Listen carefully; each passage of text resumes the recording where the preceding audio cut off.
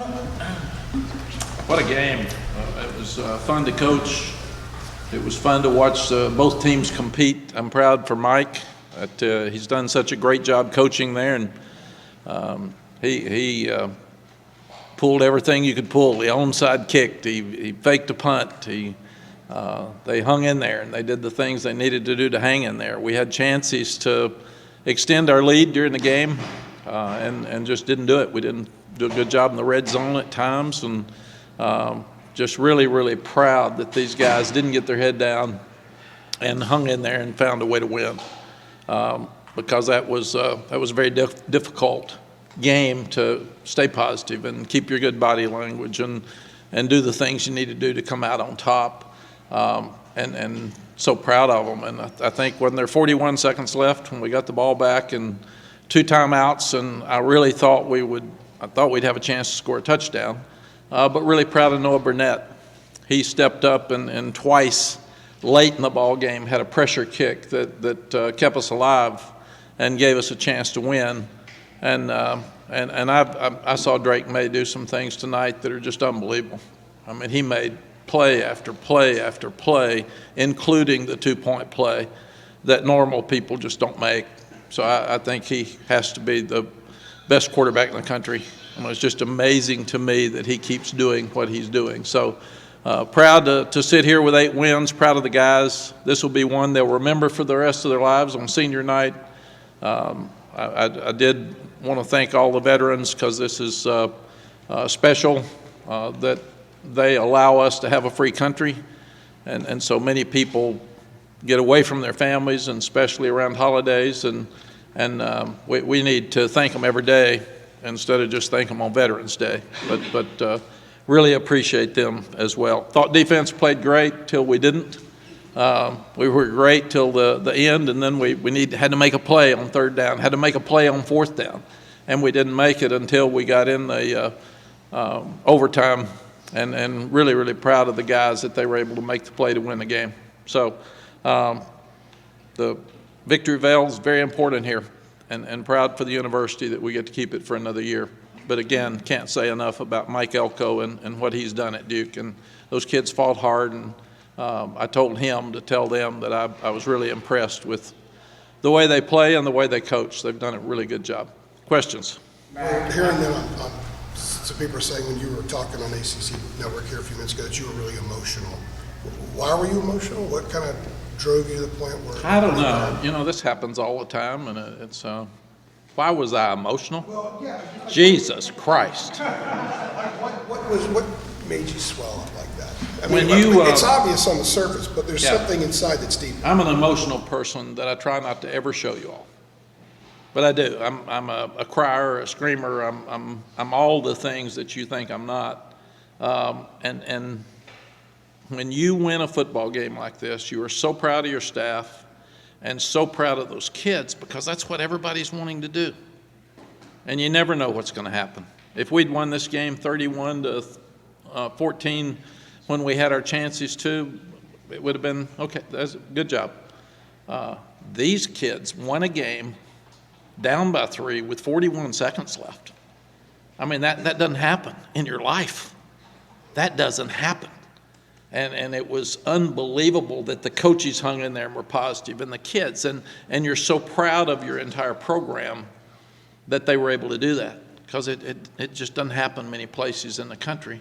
And it's what you want. You talk about toughness, you talk about character, you talk about culture, you talk about confidence. These things are hard to do.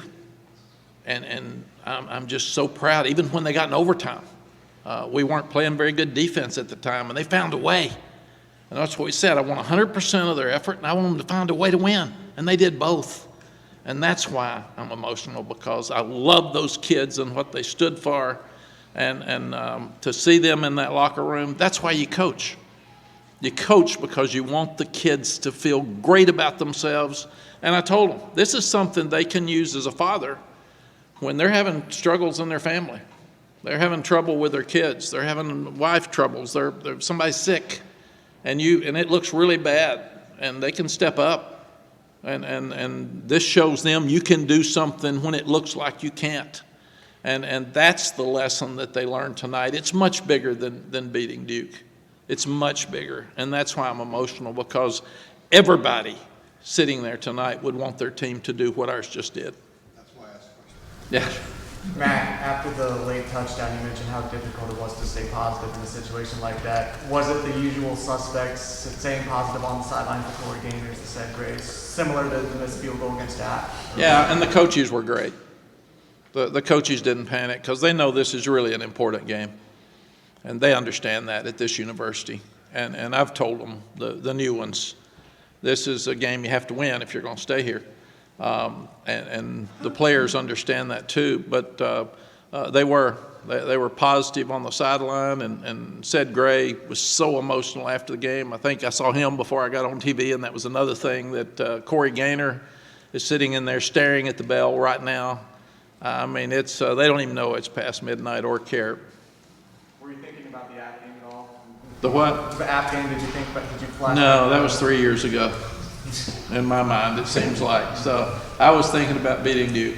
That was it. Chip? I was going to say, Drake kind of beat himself up after those two losses about not being able to get that fourth quarter drive. Just tonight, having two of them in regulation and then coming through in the overtime. You've seen him play some big games before where it's kind of stacked up. Yeah. Which is why Mike is last game here. Yeah, Chip, the game he played last year against Duke, the 1 minute right before the half, and then to score with 13 seconds left was one of the best I've ever seen. And we don't block him, and he scrambles out to the right, and he throws a perfect pass to Antoine Green. We won in overtime. We won in the first overtime tonight if we catch the ball. It's a great throw, and it's a perfect throw when we have to kick the field goal, and we just dropped it. I think he's as good as anybody I've ever been around. It's unbelievable, and I said that to the team in there. We have the best quarterback in the country. He is unbelievable, and just so proud of the way he played tonight. And he played with confidence, and he never even flinched. When there was 41 seconds left, and I said, hey, he said, we're good. We're good, Coach. We got this. And I actually thought we might score a touchdown instead of have to go to overtime. So we had our chances. Adam. Matt, what was your view of the fourth down pass that Loftus hit to put them ahead with whatever 41 seconds was? I guess it was. Like, I mean, you guys look like you're in an all-out blitz there. He hits the thing, and yeah, you think all those field goals are going to come back to haunt you at that point. Yeah. Yes, and yes. I told Gene, and we've talked about it. I want to be aggressive on defense, and if you are, you're going to get the ball thrown over your head some. But I didn't want him running the ball, and it was a double move. And it was he got hit while he was throwing it. He made a perfect throw. In fact, I thought he played so well as a freshman under pressure. He did some really, really good things tonight. But I said, come man. I want you being aggressive. And I think the last play we came after him. I mean, that's who we've got to be. We've got to be aggressive for the next two games to get where we want to get. There was a timeout before that play. Did you say, were you in the same defense before that play, and then after the timeout, did you say? No, we have one timeout in overtime, and we used it to see what they were lined up in. And then you regroup and look at it, and then they have a chance to do their call as well. But no, I thought we're being aggressive, man. We're coming after it. You can't be passive and win the game. He's onside kicking and faking punts, and we're coming after the quarterback. So, I mean, that's what you do. You're risk takers, and in that case, it didn't work. And it did work because we won the game, but it didn't work on that play. You juxtapose Noah last year, the NC State game, the Oregon game, and what he was able to do tonight. He's been doing it all year. He has. Why has he been able to do this? What is it? I think you're What's older. that next And player? yeah, sometimes in all of our lives, when you mess something up, and it doesn't work out like you want it to, you have to learn from it and improve. And I had him talk to Justin Tucker, for instance, and one of the things the kids ask is, what do you do after you miss a kick? And I think Justin said, I've never missed one, which was probably true. I don't remember him missing one for me. But then Noah has put himself in this position so many times that he's kicked it like this all year, and was a difference in this game tonight. I didn't get a chance to see him because it was so crazy out there, but I'm going to make sure that I find him fast and congratulate him on a great way to finish that game. We got time for one more. Mac, obviously, this was We got time for 3 more. you guys, had the early 12-point lead in the fourth quarter, and then you kind of from there went back and forth. Kind of, I guess, with this game and also the next couple of mine, what are some things that you think you guys can do differently to kind of, pull away, a little bit sooner in the game? I don't have any idea. If I did, we would have done it tonight. We're up by 13, and then they come and score, and then we have a 3 and out. If you ask me if I'd rather, I told the offense I'd rather you go down and score and answer, and they had a 3 and out. That's how hard my job is. And they said sorry. I got it. Me too. I'm sorry too. So I don't know. I don't know what you do. You coach your butt off, and you try to stay positive, and you try to have the kids learn from everything they do. And you sit here and you've won 8 times and you've lost 2, and you kill yourself over the 2 and don't take enough credit for the 8. So that's what you do. But there are a lot of teams that didn't finish right today and wish they'd won their game like we did. Yes, ma'am. Just wanted to ask briefly, who's the first player that you found after the game, and what did you say to him? Oh, gosh. If you remember. I think said Corey Gaynor, those kids, because the students just were all around. I couldn't even hear when I was crying. I couldn't hear the questions. I was just crying. But the students were all over the place. So I think Adam, did you have one, or Charlie? Mac, you just won the game. Just talk about that court storm, that field storming by your fans. Yeah. That had to be a great time. One of this sounds a little crazy, but one of the things that young people love when they go to a university is to celebrate and party after a win.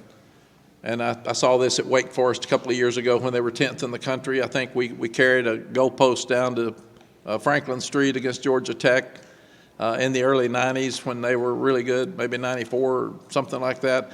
And to see I didn't even see them, but we couldn't even get off the field. And that's fun.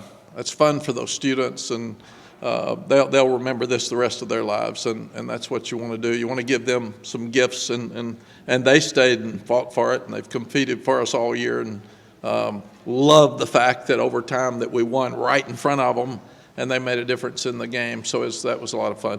Yes, quickly. Coach Brown, I mean, no disrespect with this question, but obviously Duke versus North Carolina always delivers in basketball. How validating is it for you as a coach for now back-to-back seasons for Duke and North Carolina to deliver on the football field? Yeah, it's delivered 3 of the 5 years I've been back. The first year was 18 seconds when the game was over.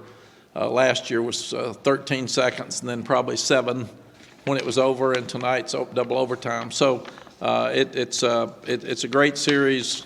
These kids are going to play their tail off, and we've said you don't want to lose close to home because it smells, and you have to live with it. And that's important that you win this game. All right, thanks, gang. Adam, real quick. Okay, good.